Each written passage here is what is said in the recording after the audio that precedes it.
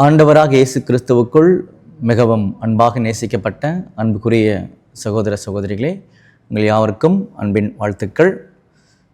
விசேஷ விதமாக வேதாகம பொக்கிஷ சாலையிலிருந்து மறுபடியுமாக ஆண்டவருடைய மகத்துவமான மேன்மைகளை பார்க்க இருக்கின்றோம்.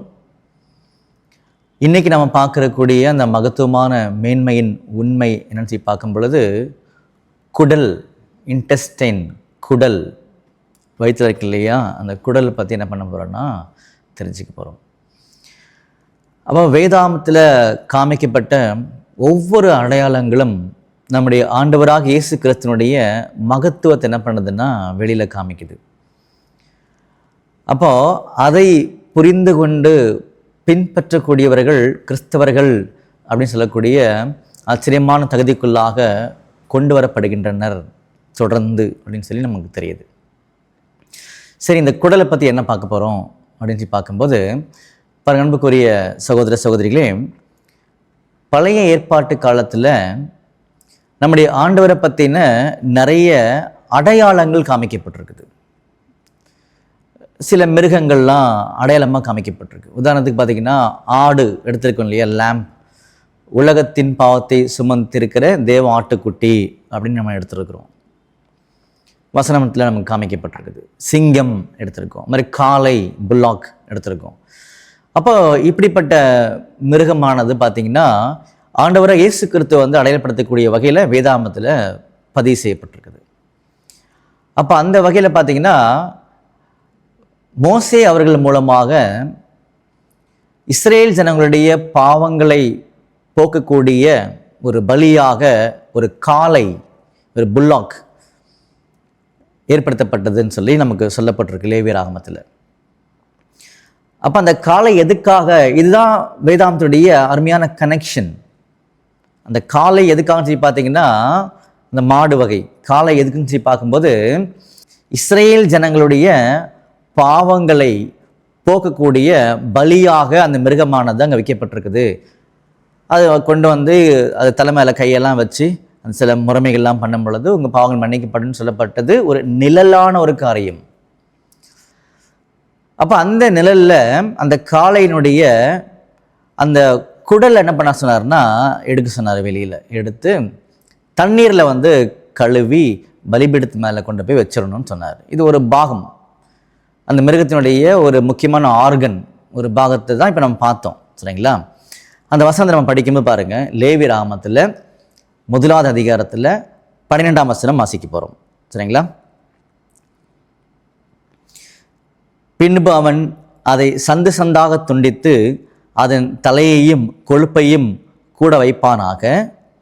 அவைகளை ஆசாரியன் பலிபீடத்தில் உள்ள அக்னியில் இருக்கிற கட்டளின் மேல் அடுக்கி வைக்க கடவன் சொல்லிட்டு நமக்கு தேவைப்படக்கூடிய வசனம் 13 வருது. சரிங்களா? குடல்களையும் தொடைகளையும் அவன் தண்ணீரினால் கழுவானாக. கழுவி நீங்கள் கொண்டு போய் என்ன பண்ணணும்னா அந்த பலிபீடத்து மேலே கட்டை இருக்கும், கட்டைக்கு மேலே வச்சிருக்கேன்னு சொன்னார். இப்படி நிறைய பாகம் சொல்லப்பட்டிருக்குது. ஆனால் எதை மட்டும்தான் எடுத்துக்கிறோன்னு சொல்லி பார்க்கும்போது குடல், அது மட்டும் எடுக்கிறோம். அப்போ அதை தண்ணியில் கழுவணும்னு சொன்னார். ஏன் தண்ணீரில் குடலை கழுவணும்னு சொல்லி பார்க்கும்போது, இந்த குடலுடைய வேலைகள், இன்டெஸ்டைனுடைய வேலைகள் பார்த்திங்க அப்படின்னா அது எனர்ஜி டெவலப்மெண்ட் டிபார்ட்மெண்ட், அது ரொம்ப முக்கியமாக நம்ம உடம்புல. அப்போ பொதுவாக பார்த்திங்கன்னா எனர்ஜியை அது வெளியில் கொடுக்கும். ஸோ அது நல்லது கெட்டதெல்லாம் பிரித்து என்ன பண்ணோன்னா அந்த நியூட்ரிஷன் அந்த மாதிரி நிறைய எனர்ஜிலாம் வெளியில் கொடுக்க ஆரம்பிச்சிடும். அப்போ அந்த குடலுக்குள்ளே பார்த்திங்கன்னா சில மாம்சீக கழிவுகள் இருக்கிறதுக்கு வாய்ப்பு இருக்கும், கட்டாயம் இருக்கும் அந்த குடலில். அப்போ அதெல்லாம் பார்த்திங்கன்னா நல்லா கழுவி எடுத்து என்ன பண்ணணும்னா கொண்டு போய் குடல் அங்கே வச்சிடணும்.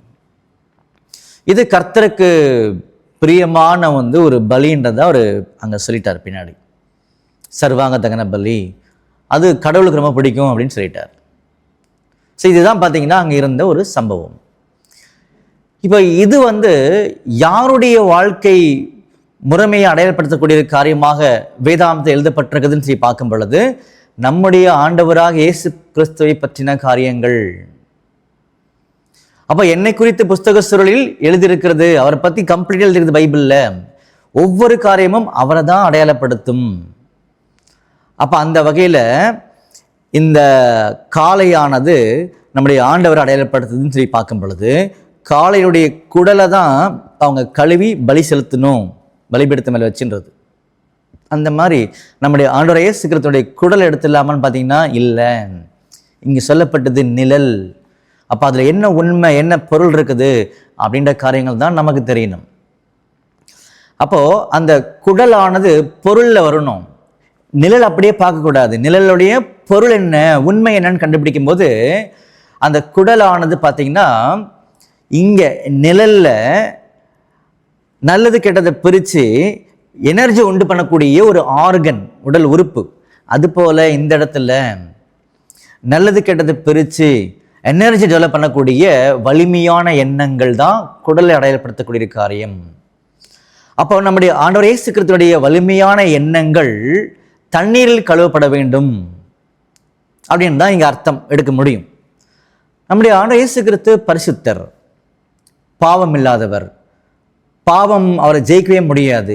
இப்படி பல காரியங்கள் வேதாந்தத்தில் இருக்கும் பொழுது அவர் ஏன் தன்னுடைய எண்ணங்களை பரிசுத்தப்படுத்தணும், அல்லது ஏன் தண்ணீரில் கழுகணும் அப்படின்ற கேள்விகள் வரலாம்ல. பாருங்க, அவரே கேட்ப, ஆண்டவரே இப்படி ஒரு கேள்வி வந்திருக்கு ஆண்டவரே, என்ன ஆண்டவரே பதில் அப்படின்னு சொல்லி பார்க்கும் பொழுது பாருங்க, யோவானில் 17வது அதிகாரத்தில் 19ஆம் வசனத்தில் நம்முடைய ஆண்டவரே சொல்றார், அவர்களும் சத்தியத்தினாலே பரிசுத்தமாக்கப்பட்டவர்களாகும்படி அவர்களுக்காக நான் என்னைத்தானே பரிசுத்தமாக்குறேன். பார்த்தீங்களா? அப்போ நம்முடைய ஆண்டவராக இயேசு கிறிஸ்துவினுடைய அந்த குடல் போல இருக்கக்கூடிய நல்லது கெட்டதை பகுத்தறியக்கூடிய அந்த எண்ணங்கள் பார்த்தீங்கன்னா அவர் எப்பொழுதுமே பரிசுத்தமாக வைத்து தான் பலி செலுத்துறாரு, தேவனுக்கு அந்த எண்ணங்களை கொடுக்குறாரு. ஏன் இப்படி செய்ய வேண்டியன்ற ஒரு அவசியம் அவருக்கு வந்தது அப்படின்னா, அவரை போலவே அவருடைய சாயலுக்கு ஒப்பாக மாறக்கூடிய ஜனங்கள் இந்த பூமியிலிருந்து தேர்ந்தெடுக்கப்பட போகின்றார்கள், அந்த வேலைகள் போகும் பின்னாடி காலத்தில்ன்றதா அவர் அன்னைக்கே சொல்லியிருக்கிறார். அன்புக்குரிய சகோதர சகோதரிகளே, இப்போ 3வது பாகத்தில் கவனிக்கும் பொழுது, அது என்ன 3வது பாகம்? முதல்ல சொல்லர்த்தமான காளை, அதனுடைய குடல். 2வது ஆவிக்கிற வகையில் நம்முடைய ஆண்டவரை இயேசு கிறிஸ்து தான் அந்த காளை. குடல் என்பது அவருடைய பரிசுத்தமான வலிமையான எண்ணங்கள். அது எந்த வகையிலுமே மாம்சீக கழிவில் கூட சம்பந்தமே படலை. அதை கழிவு என்ன பண்ணிட்டான்னு பார்த்தீங்கன்னா பலியாக அங்கே செலுத்தியாச்சுன்னு சொல்லி கவனிக்கிறோம். இப்போ 3வது பாகமாக நமக்கு வரும் பொழுது நாம் நம்முடைய ஆண்டவராகிய இயேசு கிறிஸ்துவை போலவே மாறுவதற்கான விசேஷமான அந்த ஆசீர்வாதத்தை, வாய்ப்பை பெற்றிருக்கிறோம். அப்படி பெற்றிருக்கக்கூடிய ஒவ்வொருத்தருமே என்ன பண்ணணும்னு சொல்லி பார்க்கும்போது, இந்த மாம்சத்தினுடைய எந்த எண்ணங்களுக்குள்ளாகவும் சம்பந்தப்படக்கூடாது. அவர்கள் தங்களை தண்ணீரினால, தண்ணீர் என்பது சத்தியம், அதனால தண்ணீர் மூலமாக, சத்தியத்தின் மூலமாக தங்களை சுத்திகரிக்க வேண்டும், தங்களை உலகத்தின் அசுத்தத்திலிருந்து பிரித்தெடுக்க வேண்டும். எப்படி நம்முடைய இயேசு கிறிஸ்து அவருடைய எண்ணங்கள் உலகத்துல சார்ந்து இராதபடிக்கு பிரித்தெடுத்து தொடர்ச்சியாக வாழ்ந்தாரோ, அதே போலவே ஆண்டவர் இயேசு கிறிஸ்துவை உண்மையாக பின்பற்றக்கூடிய ஒவ்வொருத்தருமே தங்களுடைய அந்த குடல் மாறி இருக்கக்கூடிய அந்த நன்மை தீமை பகுத்தறியக்கூடிய பலமான எண்ணங்களை இந்த மாம்சத்தின் அசுத்தத்து கூட சம்பந்தப்படாமல் பிரித்தெடுக்க வேண்டும். எப்பொழுதுமே அதற்கு தண்ணீர்னால கழுகணும், கழுகிதான் பலி செலுத்தணும், பிதாவிடம் கொண்டு சேர்க்கணும் அந்த எண்ணங்களை. இப்படிப்பட்டதான ஒரு வாழ்க்கையை தான் இன்னைக்கு ஆண்டவரை பின்பற்றக்கூடிய, ஆண்டவருடைய பேரை சொல்லக்கூடிய அனைவருக்காக கொடுக்கப்பட்ட அருமையான வாய்ப்பு. அப்ப அன்புக்குரிய சகோதரர்களே, ஒருத்தங்க கிறிஸ்டின்ஸா இருக்கிறாங்க அப்படின்னா, ஆனால் இயேசு கிறிஸ்துவை பின்பற்றாங்க அப்படின்னா, அவங்க எண்ணங்கள் ஆண்டவரை போலவே உலகத்தின் அசுத்தங்களுக்கு சம்பந்தப்படாமல் தண்ணீரினால கழுவப்பட்டு, என்ன அர்த்தம்? அவர் தன்னைத்தானே பிரித்தெடுத்தார் உலகத்திலிருந்து. அதே போலவே ஆண்டவரை பின்பற்றக்கூடிய ஒவ்வொருத்தருமே உலகத்திலிருந்து பிரிந்தால் ஆண்டவருடன் சேர முடியும்.